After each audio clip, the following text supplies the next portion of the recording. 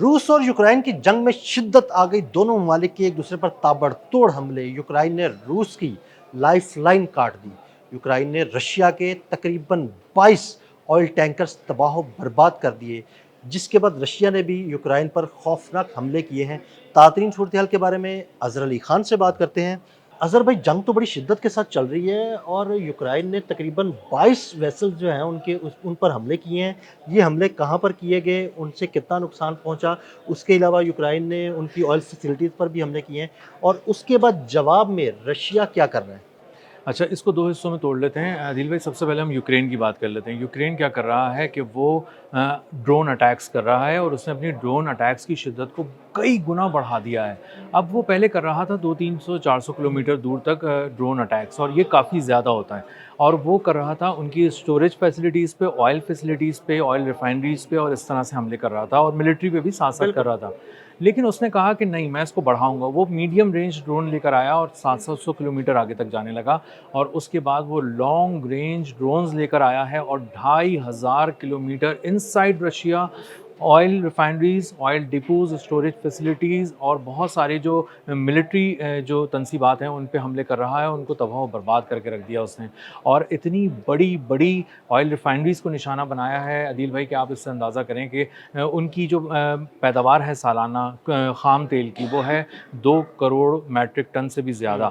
تو اس کو نشانہ بنانے کا مطلب یہ ہے کہ آپ براہ راست ماسکو کو پہ وار کر رہے ہیں، آپ براہ راست پیوٹن کے دل پہ وار کر رہے ہیں۔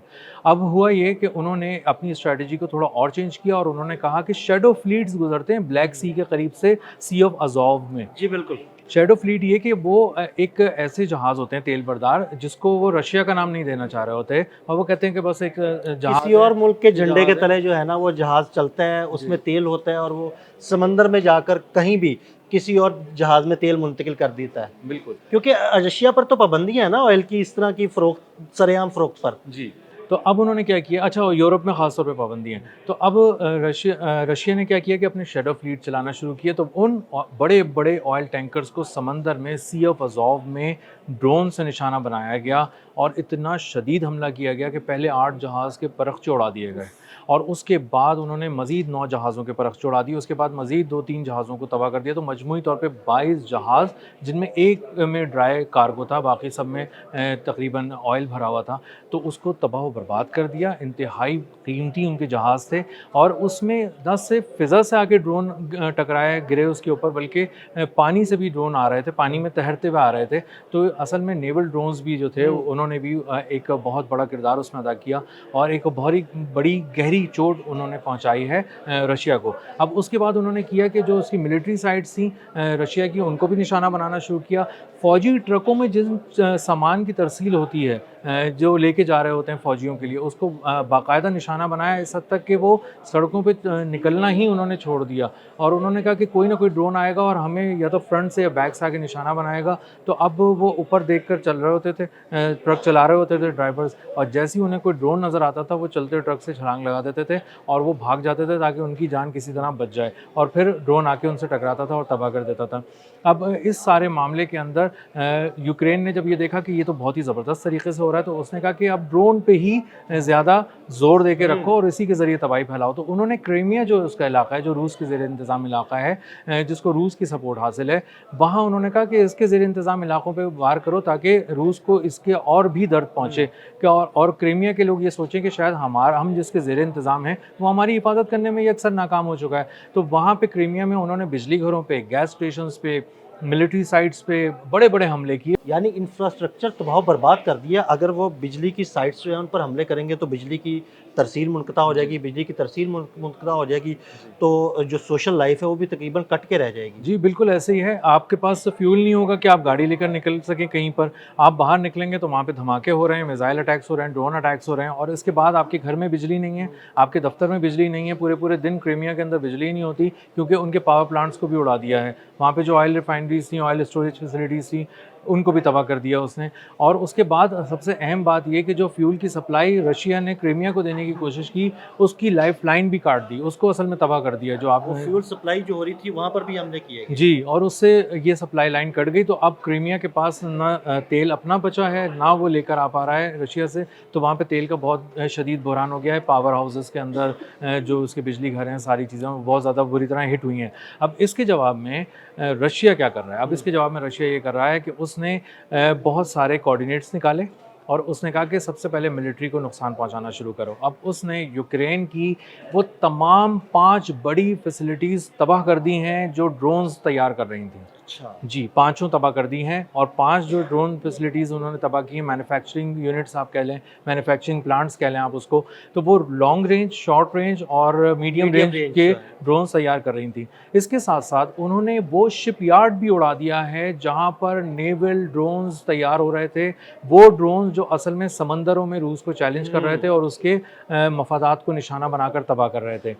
इसी के साथ-साथ उन्होंने जो आर्मर्ड व्हीकल्स, जो फौलादी चादर वाली बड़ी गाड़ियाँ होती हैं, जिसको हम यहाँ बख्तरबंद गाड़ी भी कहते हैं, टैंक्स वगैरह भी कह रहे होते हैं, उसके एक बहुत बड़े स्टोरेज जहाँ पे ये खड़े होते हैं, एक तरह का वेयर हाउस कह लें जी, आप, बिल्कुल। उस फैसिलिटी को तबाह कर दिया, उस पे बमबारी की और बैलिस्टिक और क्रूज़ मिसाइलों की बारिश कर दी। पूरा बराज लिखा हुआ उसके अंदर कि एक से ज़्यादा आके वहाँ पर बैलिस्टिक मिसाइल भी गिर रहे थे, क्रूज़ मिसाइल भी गिर रहे थे, और उन्होंने हर तरफ तबाही और बर्बादी मचा दी है। तो अब यूक्रेन इस जंग में पूरी तरह कूद चुका है। वो सबसे गहरे जो ज़ख्म लगा सकता है वो लगा रहा है रूस को, और इसी के साथ साथ रूस भी उसको जवाब में उससे ज़्यादा ताकतवर जो जवाब है वो दे रहा है, और उसको बहुत ही शिद्दत के साथ चोट पहुंचा रहा है। अच्छा अज़र भाई, कुछ यूक्रेन के फ़ौजी थे वो जिनकी हलाकतें हो गई और उन्होंने डेड बॉडीज़ लेने से इनकार कर दिया, ये क्या वाक़या है? ये वाक़या ये है कि डोंबस उनका एक इलाका है, जो यूक्रेन का इलाका है। इसी तरह कॉन्स्टेंटिनोवा एक इलाका है। ये 2 जगह ऐसी हैं कि जिस पे आप अगर किसी तरह से भी कब्ज़ा करने की कोशिश करते हैं, तो आपको रशिया को तो अंदाज़ा होता है कि ये बहुत ही स्ट्रेटेजिक अहमियत की हामिल जगह हैं। यहाँ पे उन्होंने कब्ज़े के लिए जब एक घुमसान की जंग हुई और उसके बाद यूक्रेन के और रशिया के फ़ौजी आमने-सामने आए, तो कॉम्बैट सिचुएशन के अंदर रूस ने यूक्रेन के फ़ौजियों की लाशों के ढेर लगा दिए, और जब लाशों के ढेर लगा दिए तो उसके बाद फ़ौज पसपा होकर भागी, और जो जिस तरह पहुंची उसके बाद रशिया के साथ बातचीत शुरू हुई। तो उसमें रशिया ने कहा कि हम 6 घंटे के लिए एक सीज़ फायर कर देते हैं, हम इसको ख़त्म कर देते हैं, आप आकर अपने फ़ौजियों के ताबूत हमसे वसूल कर लें, हम फलां जगह पर आते हैं, आप वहाँ से ले लें। तो वहाँ पर इंतज़ार किया जाता रहा। यूक्रेन ने पहले इनकार कर दिया, हम नहीं आएंगे, और उसके बाद वो वहाँ पर जब ताबूत लेकर गए कि शायद वो आ जाएंगे, अभी शायद कह रहे हैं कि नहीं आ रहे, तो वहाँ पे खड़े रहे रूस के फ़ौजी, लेकिन वहाँ पर यूक्रेन की फ़ौज वहाँ पर नहीं पहुँची, अपने साथियों की लाशें लेने के लिए नहीं पहुँची। यानी ज़ेलेंस्की जो है वो अपने फ़ौजियों की लाशें लेने से भी इनकार कर रहा है। जी, उसको इसी के बारे में उसने कहा, रूस के एक वज़ीर ने, कि इनको ज़िंदा फ़ौजी तो चाहिए ही नहीं थे, मरवाने के लिए अपने फ़ौजी भिजवा देते हैं, और जब उनकी वो लाशों में तब्दील हो चुके हैं तो अब इनको लाशें भी नहीं चाहिए। तो वो अपने फ़ौजियों से बिल्कुल मोहब्बत नहीं करता, मरवा भी रहा है और उसके बाद उनकी बॉडीज़ भी नहीं ले रहा। तो अब उसके प्यारे वहाँ पे ये सवाल कर रहे हैं कि आप हम उनकी बॉडीज़ तो ले आते, और जब रशिया कह रहा था कि हम जंगबंदी करते हैं 6 घंटे के लिए और हम आप पे कोई हमला नहीं करेंगे, तो फिर आपको क्या मुश्किल पेश आ रही थी वहाँ जाने में। तो अब यूक्रेन के अंदर ख़ुद भी एक बहुत ज़्यादा रिज़ाइनमेंट शुरू हो गई, लोग बहुत ज़्यादा परेशान हैं, ज़ेलेंस्की से सवाल कर रहे हैं, और मजमूई तौर पे मैं आपको इसके लॉसेस भी बताता हूँ कि किस तरह के लॉसेस हुए हैं। जो लॉसेस हुए हैं उसमें ज़ेलेंस्की फ़ौरी तौर पे 6.6 अरब यूरोज़ मांग रहा है यूरोप से कि प्लीज़ हमें जंग के लिए दे दो, और जो उसके लॉसेस हो चुके हैं वो 200 अरब डॉलर के अब तक हो चुके हैं। और मैं एक जगह पढ़ रहा था कि अगर उसमें तामीर नौ, बहाली और सारे काम किए जाते हैं, तो रिकंस्ट्रक्शन, रिहैबिलिटेशन और इन सारे मामलात के लिए 600 अरब डॉलर दरकार होंगे। तो इसका मतलब ये है कि 4 साल में तबाह बर्बाद हो गया यूक्रेन, और वो सिर्फ यूरोप की, अमेरिका की सपोर्ट पर रूस पर हमले कर रहा है। रूस को बहुत नुकसान हुआ है, अरबों डॉलर्स का उसको नुकसान हुआ है। उसके S-400 तबाह हुए हैं, Su-30 $85 मिलियन का एक तैयारा होता है जदीद, वो भी तबाह किया है उसने, यूक्रेन ने। लेकिन इस तमाम मामले में जब उसको चोट पहुंची है, उसकी ऑयल एक्सपोर्ट्स भी रुक गई हैं, रूस को बहुत ज़्यादा परेशानी हो रही है, 50 से ज़्यादा ऑयल रिफाइनरीज उसकी तबाह की गई हैं।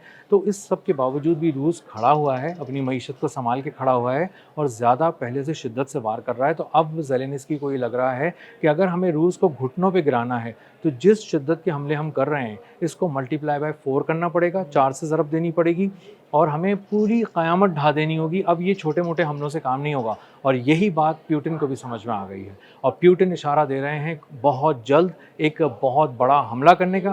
لیکن چونکہ ان کو حملہ بہت سوچ سمجھ کے کرنا ہے, کیونکہ بالکل بیلاروس کے برابر میں پولینڈ ہے اور وہاں سے یورپ شروع ہو جاتا ہے, تو یورپ اس پہ کیا کرے گا. ابھی نیٹو سمٹ ہوئی تھی, اس کے اندر یورپ یہ اس بات کو ڈسکس کر رہا ہے کہ زیلنسکی کو کیسے سپورٹ کرنا ہے, اور امریکہ یہ دیکھ رہا ہے کیسے سپورٹ کرنا ہے. تو اس لیے اب پیوٹن بہت پھونک پھونک کر قدم رکھ رہے ہیں, لیکن ایک بہت بڑا حملہ یوکرین پہ جو اس کی معیشت کو بھی ہلا دے, جو اس کو عسکری طور پہ بھی ہلا دے, اور وہ جو ایک لائف لائن وہ لے کر بیٹھا ہوا ہے اس کو بھی اڑا دے. ایک اس طرح کی چیز پلان کی جا رہی ہے, اور ان کی ایک FSB جو ان کی سب سے بڑی ایک انٹیلیجنس ایجنسی ہے, خفیہ ایجنسی روس کی, وہ اب اس پہ اوپر کام کر رہی ہے کہ کس طرح ایک ہی دفعہ میں کوئی ایسا گہرا گھاؤ دیا جائے یوکرین کو کہ وہ گر جائے اور اس کے بعد اٹھ نہ سکے. بہت شکریہ اظہر بھائی. اظہر بھائی نے تازترین صورتحال کے بارے میں آپ کو آگاہ کیا. مزید اپڈیٹس کے لیے ہمیں فالو کرتے رہیں. عدیل احمد اور اظہر علی خان کو اجازت دیجیے گا. اللہ حافظ.